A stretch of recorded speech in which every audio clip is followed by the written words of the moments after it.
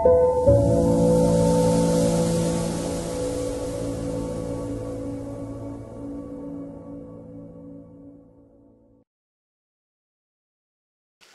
రాష్ట్ర ఉద్యమంలో పాల్గొనటము, దానికోసం చాలామంది చాలా రకాలుగా ఇన్వాల్వ్ అయితేనే సాధ్యమైంది. అయితే వచ్చిన తర్వాత ఎట్లా ఉండాలని మీరు ఆశించారు? ఒకటి, 10 ఏళ్ల కాలంలో అంటే ఒక ఉద్యమ పార్టీగా టీఆర్ఎస్ని తర్వాత బీఆర్ఎస్ అయింది, ప్రజలు ఆదరించారు.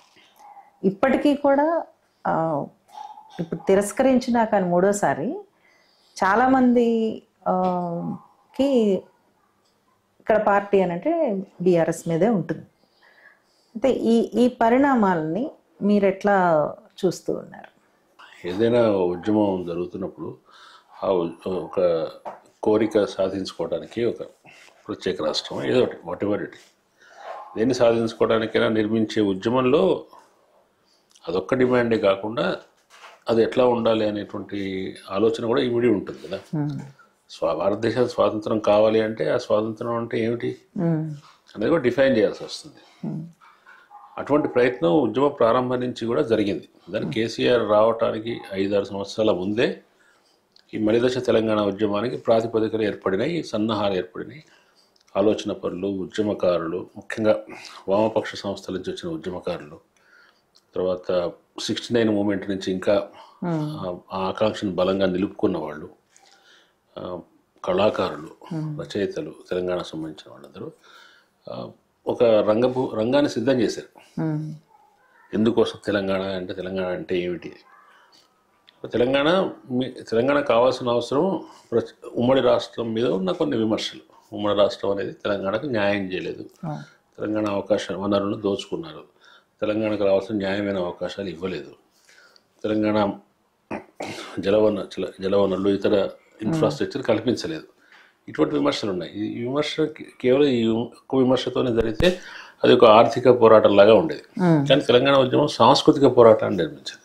అంటే సాంస్కృతికంగా 2 ప్రాంతాల మధ్య ఉండే తేడా, అది ఆధిక్య భావనగా వ్యక్తం కావటం, తెలంగాణ సంస్కృతిని తక్కువ చూడటం, దానికి ప్రాధాన్యత లేకపోవటం, ఇటువంటి అనేక సమస్యలు ఉండి తెలంగాణ తన ప్రైడ్ని, తన ఆత్మాభిమానాన్ని తను నిలబెట్టుకోవటం అనేది ఉద్యమాకాంక్షలో ఒకటి. అట్లాగే అందరూ కలిసి ఉద్యమం చేస్తున్నారు కాబట్టి నిర్మించుకునే తెలంగాణ కూడా దాంట్లో అందరికీ భాగస్వామ్యం ఉండాలి. వచ్చే తెలంగాణలో ప్రజాస్వామ్యం ఉండాలి. తెలంగాణ సమాజంలో సామాజిక అంతరాలు కూడా చాలా ముఖ్యమైన విషయం.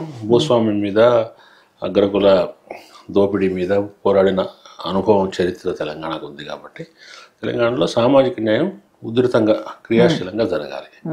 అందువల్ల కొంతమంది సామాజిక తెలంగాణ కావాలన్నారు, కొంతమంది ప్రజాస్వామిక తెలంగాణ కావాలన్నారు. తెలంగాణలో ప్రజల భాగస్వామ్యంతో కొత్త తెలంగాణ రూపకల్పన చేసుకోవాలనుకున్న వాళ్ళు ఉన్నారు. ఇటువంటి చర్చ వచ్చినప్పుడు లేదు, మనం ముందు సైద్ధాంతిక తెలంగాణ అనేది పక్కన పెట్టి భౌగోళిక తెలంగాణనే అందరినీ కలుపుతుంది అనే ఒక దీంట్లోంచి ఆ రాజకీయ ఎలిమెంట్ని తగ్గించి కేవలం ఒక అడ్మినిస్ట్రేటివ్ సెపరేషన్, అడ్మినిస్ట్రేటివ్ విభాగం మాత్రమే అన్నట్టుగా అది ఎక్కువ మందిని కూడగడుతుంది అని అప్పుడు రాజకీయ నాయకత్వం లేట్గా వచ్చిన కేసీఆర్ అనుకున్నారు. సైద్ధాంతిక చర్చల్ని ఆయన డిస్కరేజ్ చేశాడు. అయితే సేమ్ టైం తెలంగాణ కోసం వేరియస్ శిబిరాల నుంచి ఉన్నవాళ్ళు ఏకమయ్యారు కాబట్టి జయశంకర్ గారు చెప్పినట్టు ఆర్ఎస్ఎస్ నుంచి ఆర్ఎస్యు దాకా అందరూ ఈ గొడుగు కింద ఉన్నారు కాబట్టి ఈ సైద్ధాంతికమైన తెలంగాణ గురించి మాట్లాడటం అనేది ఉద్యమ శిబిరంలో విభేదాలకు తావిస్తుంది. కాబట్టి కనీస ఉమ్మడి కార్యక్రమం, కామన్ మినిమం ప్రోగ్రామ్ ఏంటంటే భౌగోళిక తెలంగాణ. అందువల్ల అది కేసీఆర్ మొదటి నుంచి కూడా ఈ పొలిటికల్ ఎలిమెంట్ను ఇక్కడే కాదు, ప్రజల భాగస్వామ్యంతో, క్రియాశీలమైన ఆచరణతో, ఉద్యమ ఆచరణతో చేయడం కాకుండా లాబింగ్ ద్వారా చేయడం అని ఇంకొక పద్ధతిని కూడా ప్రతిపాదించాడు. చాలా సందర్భాల్లో లాబింగ్ ద్వారానే ఎక్కువ ఫలితాలు వస్తాయని చెప్పాడు. ఉద్యోగం అంటే చొక్కాలు చెప్పుకోవడం కాదు, తరల బగలు కొట్టుకోవడం కాదు అన్నాడు. కాబట్టి ప్రజా ఆచరణ కంటే కూడా ఈ సాంకేతికమైన అంశాల ద్వారా వివిధ పార్టీలను ఒప్పించి పార్లమెంట్లో బిల్లు తెచ్చి ఇట్లా చేయడం ద్వారా తీసుకొస్తుందని చేస్తూ వచ్చాడు. కానీ అట్లా జరగలేదు. యాక్చువల్గా ప్రజలంతా ఇన్వాల్వ్ అయిన తర్వాతే తెలంగాణ వచ్చింది.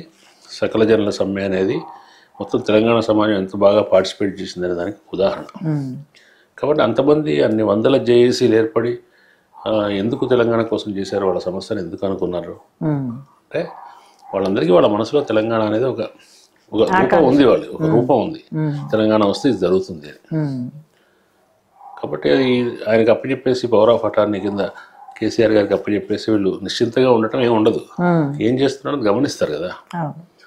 కాబట్టి గెలిచిన కొత్తలో ఆ భావోద్వేగాలు ఉంటాయి కాబట్టి, గెలిచిన సంతృప్తి ఉంటుంది కాబట్టి కొంతకాలం ఊరుకున్నారు. కొంత ఆయన చేసిన చిన్న చిన్న పనులకి ఆయన ఒక వాతావరణం అయితే కల్పించాడు. తెలంగాణ ప్రత్యేక రాష్ట్రం వచ్చిన తర్వాత తెలంగాణ ఐడెంటిటీకి సంబంధించి కొంత సంతృప్తి కలిగే చర్యలేవో తీసుకున్నాడు. వాటితో సంతృప్తి పడి కొంతమంది ఉన్నారు.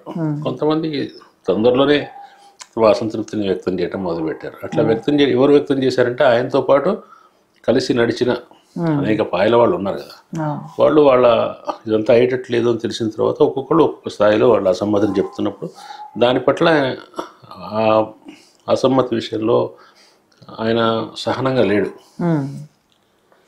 పైగా అందరితో కలిసి సాధించిన తెలంగాణలో వాళ్ళందరి ప్రమేయం అట్లాగే కొనసాగితే తెలంగాణ వచ్చాక కూడా వాళ్ళ నిర్ణయాధికారంలో వాళ్ళకు కూడా భాగస్వామ్యం ఇవ్వాల్సి వస్తుంది. కాబట్టి ఒక్కొక్కరిని వదిలించుకోవడం మొదలుపెట్టాడు. కోదండరామ్ గారి దగ్గర నుంచి మిగతా వామపక్ష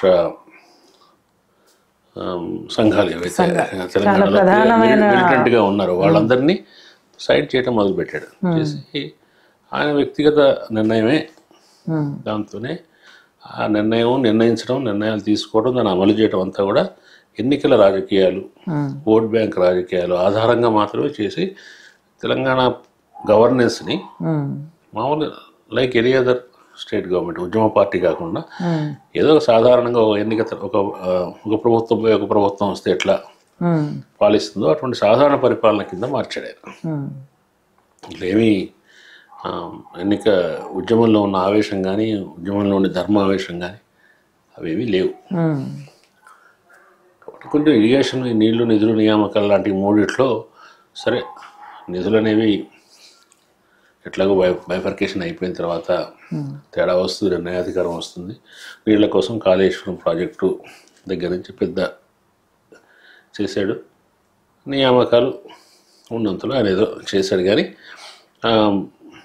తెలంగాణ సమాజానికి అవసరం ఏంటి, ఉపాధిని ఎట్లా కల్పించాలి, దానికి తెలంగాణ సెంట్రిక్గా ఆలోచించడం ఉంటుంది కదా.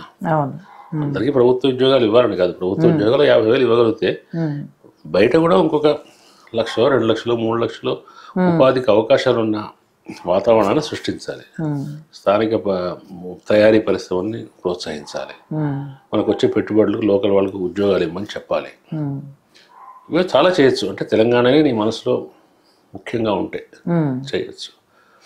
అట్లాగే భారీ ప్రాజెక్టులు చేశాడు, పక్కన కంటితుడుపుగా చెరువుల పునరుద్ధరణ చేశాడు. కానీ అది దానికి కొనసాగింపు లేదు. తెలంగాణకి చెరునీటి వనరుల పద్ధతి, ఇరిగేషన్ అనేది పనికొస్తుంది అనుకోండి, దాని మీద నువ్వు కంటిన్యూస్గా ఇన్వెస్ట్ చేస్తూ ఉండాలి.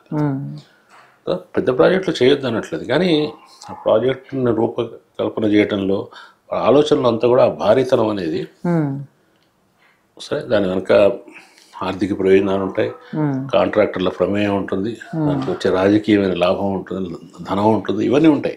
ఇవన్నీ రాజశేఖర రెడ్డి కూడా అంతే చేశాడు.